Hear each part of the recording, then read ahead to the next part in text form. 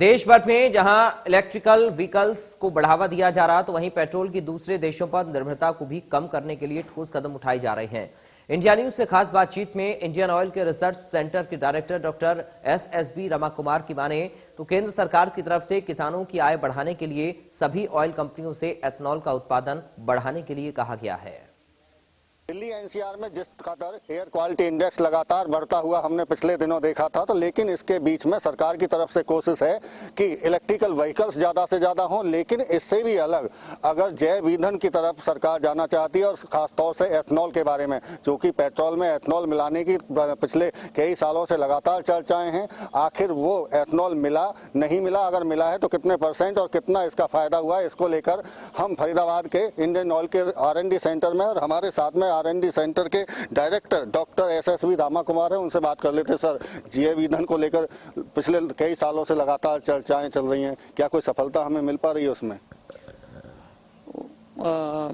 जैव ईंधन तो कई किस्म के हैं, लेकिन आपने इथेनॉल के ऊपर केंद्रित करके सवाल पूछा, तो मैं इथेनॉल के बारे में बताना चाहता हूं कि 2007 में सरकार ने एक मैंडेट दिया है कि पेट्रोल में, देश में जितनी भी पेट्रोल बिकता है या इस्तेमाल होता है उसमें 10% जो है इथेनॉल मिला लिया जाए।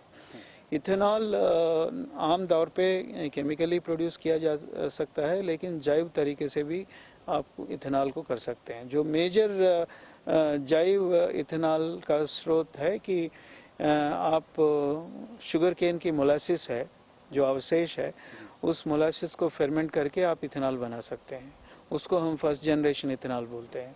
तो आम तौर पे जो ये मैंडेट जब दिया गया कि उसमें इथेनॉल की अवेलेबिलिटी हमारे 10% पूरी पेट्रोल में मिलाने के लिए कम से कम नहीं तो 500 करोड़ लीटर की आवश्यकता है, जिस हिसाब से पेट्रोल की खपत होती है देश में।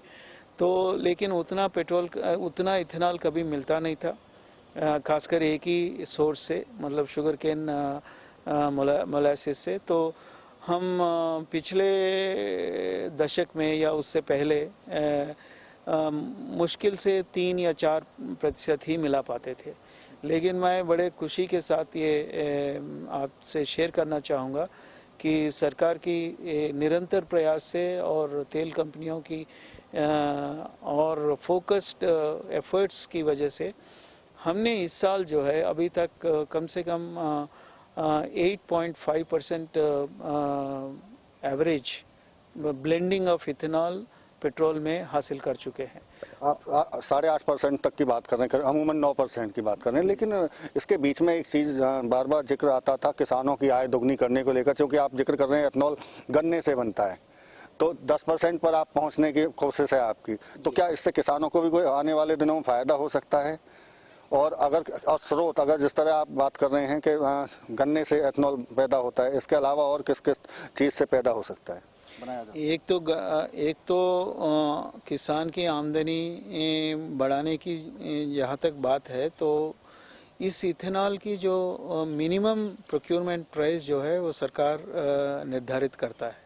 तो लगातार उसमें बढ़ोतरी उन्होंने अनाउंस किया है, गवर्नमेंट ने अनाउंस किया है कि अभी इथेनॉल जो गन्ने से बनने वाली इथेनॉल का प्राइस हाल ही में जब 2018 में नया बायोफ्यूल पॉलिसी सरकार ने घोषित किया, उसमें बढ़ा के दिया मिनिमम प्रोक्योरमेंट प्राइस।